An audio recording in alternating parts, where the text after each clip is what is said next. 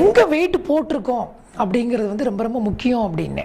அப்போ இதை எப்படி தெரிஞ்சுக்கலாம் அப்படின்னா, நம்ம வெயிட்டோட நம்மளுடைய ஷேப்புக்கு தாங்க நம்ம ரொம்ப முக்கியத்துவம் கொடுக்கணும். 4 ஷேப்பாக நம்மளை பிரிச்சிருக்காங்க. என்னது அப்படின்னா, ஃபஸ்ட்டு வந்து hour glass shape, number 2 banana shape, number 3 pear shape, பேரிக்கா ஷேப், நம்பர் 4 ஆப்பிள் ஷேப். இந்த 4 ஷேப்பில் நம்ம எந்த ஷேப்பில் ஃபிட் ஆகிறோம் நம்ம பார்த்துக்கணும். எது ரொம்ப டேஞ்சர் அப்படின்னா ஆப்பிள் ஷேப்புங்க. யாருங்க ஆப்பிள் ஷேப்? நம்ம ஆண்கள் எல்லாம் mostly will fit into apple shape, whereas women mostly fit into pear shape. அப்படின்னா என்ன அர்த்தம் அப்படின்னா, ஆண்களுக்கு வந்து மோஸ்ட்லி பார்த்தீங்கன்னா டம்மியில் மட்டும்தான் அதிகமாக வெயிட் இருக்கும், whereas women they'll have weight more in even thighs. So compared to pear shape, apple people are at high risk. யார் ஒருவர் ஆப்பிள் ஷேப்பில் இருக்காங்களோ அவங்களுக்கு தான் மிக கொடிய நோய்கள் வருவதற்கு காரணமாக இருக்கும். என்ன மாதிரி பிரச்சனை அவங்களுக்கு அதிகமாக வரும் வயிற்றுப்பகுதியில் கொழுப்பு சேர்ந்தா அப்படின்னா, நம்பர் 1 டயபெட்டிஸ், நம்பர் 2 இன்றைய காலகட்டத்தில் ஈவன் யங்ஸ்டர்ஸ்க்கு லிவர் ப்ராப்ளம்ஸ் ஆர் மோர். ஸோ இந்த டயபெட்டிஸும் லிவர் ப்ராப்ளமும் வர்றதுக்கு மிக மிக முக்கிய காரணம் என்ன அப்படின்னா, வயிற்றுப்பகுதியில் கொழுப்பு சேருது. அப்போ see that you don't put on weight around the abdomen. Apple ஷேப்பில் மட்டும் நம்ம இருக்கக்கூடாது.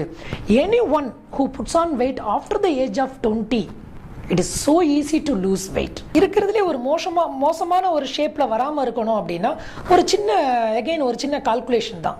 இன்ச் டேப் எடுத்து முன்னாடி சொன்ன மாதிரியே ஒரு வேஸ்ட் சர்க்கம்ஃபரன்ஸை மட்டும் நம்ம நோட் பண்ணிக்கோங்க. அப்புறம் வந்து ஹிப்போட சர்க்கம்ஃபரன்ஸை நோட் பண்ணணும். அதாவது எந்த சுற்றளவு பட்டக்ஸை சுற்றி எடுக்கணும், எது ரொம்ப மிகப்பெரிய சுற்றளவோ அதுதான் ஹிப்போட வேல்யூ. ஸோ இப்போ you divide the waist value divided by hip. பாருங்க, 1க்குள்ளே வருதா ஆண்களுக்கு ஓகே, பெண்களுக்கு it should be less than 0.8.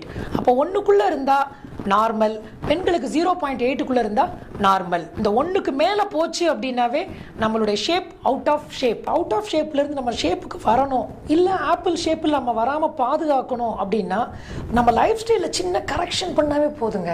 புதுசாக போய் ஜிம்முக்கோ யோகா சென்டருக்கெல்லாம் போக வேண்டிய அவசியமே இல்லை.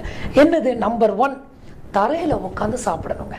At least 1 time with the whole family sit down and eat. That is the easiest tip. போதும். நம்பர் 2, டிவி பார்த்துக்கிட்டு சாப்பிடக்கூடாதுங்க. அப்புறம் நியூஸ் பேப்பர் படிச்சுக்கிட்டு, மேகசின் பார்த்துக்கிட்டு, மொபைல் ஃபோனை யூஸ் பண்ணிக்கிட்டே அப்படியே எஸ்எம்எஸ் பார்க்குறது, வாட்ஸ்அப் பார்த்துக்கிட்டே வந்து சாப்பிடுவது மிக மிக தவறு.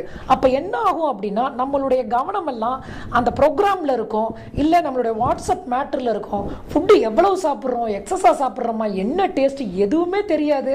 Will be start eating, over eating. So அந்த மாதிரி சாப்பிடும்போது சாப்பிட்ற வேலையை மட்டும்தான் நம்ம பண்ணணும், வேறு எதுவும் பண்ணக்கூடாது. அடுத்து வேறு என்ன சொல்லலாம் அப்படின்னா, ரொம்ப ஈஸியான டிப் என்ன அப்படின்னா, இன்னைக்கு எல்லாருமே வந்து சேரில் உட்காந்துட்டோம் அப்படின்னா அதை விட்டு எந்திக்கிறதுக்கு மனசே இல்லை. ஸோ 1/2 hourக்கு மேலே யாருமே கண்டினியூஸாக உட்காந்து வேலையே பார்க்கக்கூடாதுங்க. அதை வந்து கண்டிப்பாக கடைபிடிக்கணும். டக்குன்னு இப்போ எந்திரிச்சு போயிடாதீங்க. அதாவது என்ன சொல்கிறேன் அப்படின்னா, ஒரு கால் வருதா, அட்லீஸ்ட் அந்த கால் வரும்போதாவது, ஃபோன் கால் வரும்போதாவது எழுந்து நின்று நம்ம பேசலாம். 30 minutesக்கு மேலே உட்காராம ஒரு 1 minute எழுந்து நம்ம கேபினை சுற்றியாவது அப்படி நடந்துட்டு வந்து திரும்ப உட்காருங்க.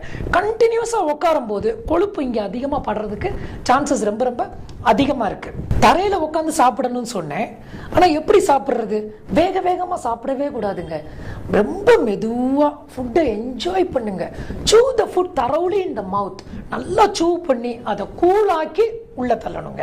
தமிழில் கூட ஒரு பழமொழி இருக்கு இல்லையா, நொறுங்க தின்றால் 100 வயது. 100 வயது இல்லைங்க, 150 வயது வரைக்கும் நம்ம வாழலாம். அப்போ ஃபுட்டு தான் ரொம்ப ரொம்ப நம்மளுடைய வாழ்க்கையில் ரொம்ப முக்கிய பங்கு வகிக்கும். அதுக்கு நம்ம கொஞ்சம் முக்கியத்துவம் கொடுத்தாவே போதும்.